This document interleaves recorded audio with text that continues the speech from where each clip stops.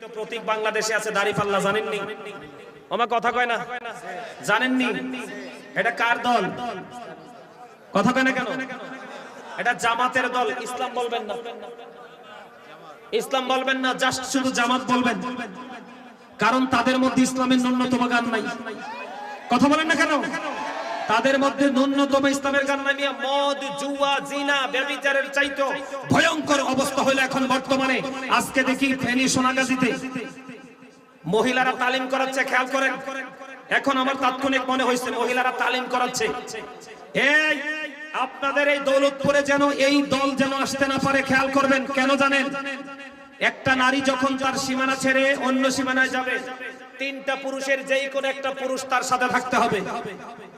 হয় তার স্বামী, না হয় তার বাবা, না হয় তার উপযুক্ত সন্তান। কথা বুঝতে পারছেন? এইভাবে একা একা নারীরা এক জায়গা থেকে আরেক জায়গায়, এই বাড়ি থেকে আরেক বাড়ি যাওয়ার কোন বিধান ইসলামে নাই। যা হোক, তারা যাইয়া ইসলামের দাওয়াত দিতেছে। এখন যাইয়া ওখানে মহিলাদেরকে দিনের দাওয়াত দিচ্ছে। দিনের দাওয়ার পরে আপনার ওনারা বলতেছে, মহিলারা বলতেছে, আপনারা জান্নাতে যেতে চান না জাহান্নামে যেতে চান? আপনারা ভিডিওটা দেখবেন, আমি আজকে দেখছি। আজকে আপনারা জান্নাতে যেতে চান না জাহান্নামে যেতে চান? তখন ওই মহিলারা বলছে আমরা জান্নাত চাই। তখন ওই মহিলাদেরকে কোরআন শরীফ সামনে দিয়ে শপথ করাচ্ছে যে আপনারা যদি জান্নাতে যেতে চান তাহলে আপনারা দাড়িপাল্লায়, জান্নাতে যেতে চান তাহলে আপনারা দাড়িপাল্লায় ভোট দিবেন। আরে আওয়াজ তুলে কান্না মিয়া, নাউজুবিল্লাহ। আপনি রাজনীতি করবেন, করেন, জামাত করেন, বিএনপি করেন, আওয়ামী লীগ করেন, জাতীয় পার্টি করেন, যার যে দল ভাল লাগে আপনি করেন, কিন্তু মানুষের ঈমান, আপনাদের ইসলাম নিয়ে খেলার অধিকার তো আপনাকে কেউ দেয় নাই। কথা বলেন না? আমার কথায় আপনার কি রাগ হয়েছে? এই কথা কি তাদের কাছে কি জান্নাতের টিকিট আল্লাহ দিয়ে দিছে? কথা বলেন, দিয়ে দিছে? সিরাজগঞ্জে দেখলাম এক ভদ্রলোক বলতেছে, এও জামাতের লোক, এমপি পদপ্রার্থী, সম্ভবত মুরব্বী, আমি বুঝি না এদের কি হয়েছে। এরা বলতেছে যে আপনি যদি দাড়িপাল্লাকে সাপোর্ট না করেন তাহলে আপনার ওয়াজ শোনার কোনো অধিকার নেই, আপনি মাহফিলে আসবেন না। কি অদ্ভুত আচরণ! এগুলো বিশ্বাস করলে মান থাকবে? কয়দিন আগে ফেনীতে মারামারি হয়েছে, ফেনীতে মারামারি হয়েছে। এক ভদ্রলোক বলতেছে ও জামাতে, ওই ভদ্রলোক বলতেছে মসজিদে যদি কি করা না যায়, মসজিদে যদি রাজনীতির আলাপ করা না যায়, মসজিদে আযান চলবে না, কোরআন তেলাওয়াত চলবে না। নাউজুবিল্লাহ বলেন। সম্মানিত উপস্থিতি, আমি গতকালকের ওয়াজে মসজিদ নিয়ে আলোচনা করেছি। এদিক তাকান। আল্লাহ রাসূল বলেছেন এক ব্যক্তি লাল ওট হারিয়ে ফেলেছে। কি? এক ব্যক্তি লাল ওট হারিয়ে ফেলেছে। নবীজি নামাজরত অবস্থায় এক ব্যক্তি মসজিদে এসে ডেকে ডেকে বলছে, তোমরা কেউ কি আমার লাল ওটটা দেখেছো? তখন রাসূল নামাজ শেষ করে বলে দিলেন, তোমরা সবাই তার জন্য দোয়া করো, সে যেন তার লাল ওটটা খুঁজে না পায়। তার কারণ কি?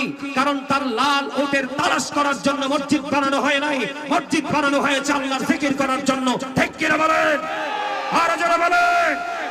সম্মানিত উপস্থিতি, ইয়া রাসূলুল্লাহ,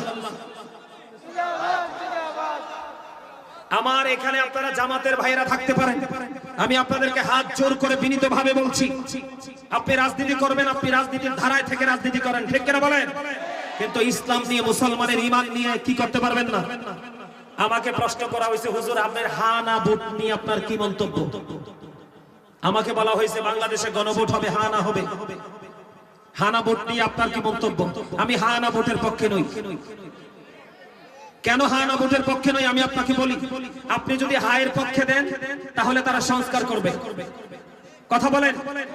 আর যদি আপনি নায়ের পক্ষে দেন তাহলে তারা কি করবে? সনদ বাতিল হয়ে যাবে। কেন আমি হানা ভোটের পক্ষে নই আমি বলি, এটা আপনাদের জেনে রাখা দরকার। সম্মানিত উপস্থিতি, আমাদেরকে বলবে আমরা মূর্খ, আমরা বুঝি না। এই দেশ আপনার না, শুধু আমাদের সবার। ঠিক কিনা বলেন? এই দেশে যত শ্রেণীর মানুষ আছে সবারই বাংলাদেশ। ঠিক কিনা বলেন? এই মহান মুক্তিযুদ্ধের মাধ্যমে আমরা বাংলাদেশ পেয়েছি। ঠিক কিনা বলেন?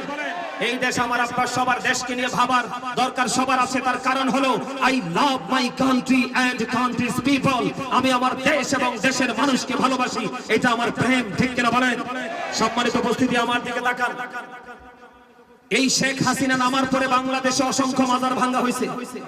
যারা আজকে হানা ভোট নিয়ে মাঠের মধ্যে তোড়জোড় চালাচ্ছে, তারা একটা মানুষও কিন্তু মাজারের পক্ষে কথা বলে না। অথচ এই বাংলাদেশের জন্ম দিয়েছে, ইসলাম এনেছে, তাওহীদ এনেছে কারা? আল্লাহর ওলিরা। ঠিক কিনা বলেন? আরো জোরে বলেন। সংবিধানে বিসমিল্লাহ সালের যে সংস্কার, এই সংবিধানের মধ্যে বিসমিল্লাহ থাকবে কিনা? আমরা আল্লাহর হুকুমে বিশ্বাস করি, আল্লাহর আইনে আমরা বিশ্বাসী, এই সংবিধানের মধ্যে এটা থাকবে কিনা এটা আমাদেরকে আগে জানতে হবে, তারপরে আমরা ডিসাইড করবো আমরা হ্যাঁ না ভোটে কোনটা দিব। কথা বলেন না কেন? আরো জোরে বলেন, আরো জোরে। সম্মানিত উপস্থিতি, এই যে কয়েকদিন আগে একটা ছেলেকে হত্যা করা হয়েছে, হাদিকে মারা হয়েছে না? কথা বলেন না কেন? হাদিকে মারা হয়েছে, হাদির বিচার হয়েছে। এই রিসেন্ট একটা যুবক ছেলে মারা গেছে, যুব দলের একটা নেতা মারা গেছে, গুলি করে তাকে মেরে ফেলেছে, তার বিচার হয়েছে। তো কিসের সংস্কার? আমার কথা আপনারা বুঝতে পারছেন? কি সংস্কার করবেন? আজকে কতদিন যাবত গ্যাস নাই, গত পরশুদিন আমার বাসায় গ্যাস নাই, সারা দিন আব্বা খোঁজে, বিকেল বেলা কোত্থেকে গ্যাস সিলিন্ডার আনছে।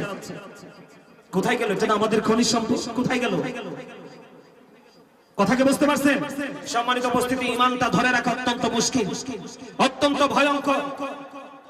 এই জন্য আপনাকে আমাকে সচেতন হতে হবে। এই দেশ বাঁচাতে হলে আপনার সবাইকে ঘুম থেকে জাগতে হবে।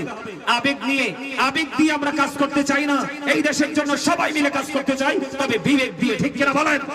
আরো জোরে বলেন। আবেগ কিছু সময় টিকে, কিন্তু বিবেক চিরজীবন অমর। কথা বলেন। আমি যতক্ষণ পর্যন্ত ওয়াজগুলো করেছি, যারা বিবেকবান তারা ব্রেইনে সেটআপ দিবে। ঠিক কিনা বলেন? সম্মানিত উপস্থিতি, তারা যে বক্তব্যগুলো দিচ্ছে, একটার পর একটা বক্তব্য দিচ্ছে, ঈমান শেষ। যারা বিশ্বাস করবে তাদের ঈমান থাকবে না। ঠিক কিনা বলেন?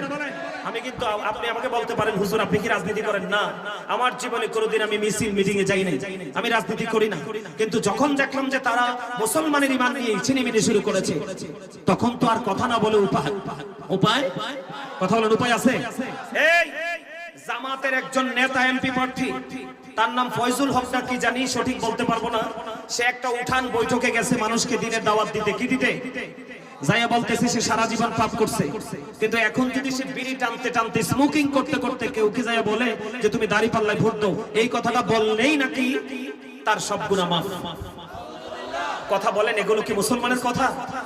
এই মদ, জুয়া, জিনা, ব্যভিচার, গান, বাদ্যযন্ত্র, এইগুলোর পাশাপাশি আমাদেরকে এই জায়গাগুলোতেও সচেতন থাকতে হবে। ঠিক কিনা বলেন? সম্মানিত উপস্থিতি, আমার সময় শেষ, আমি নেমে যাব।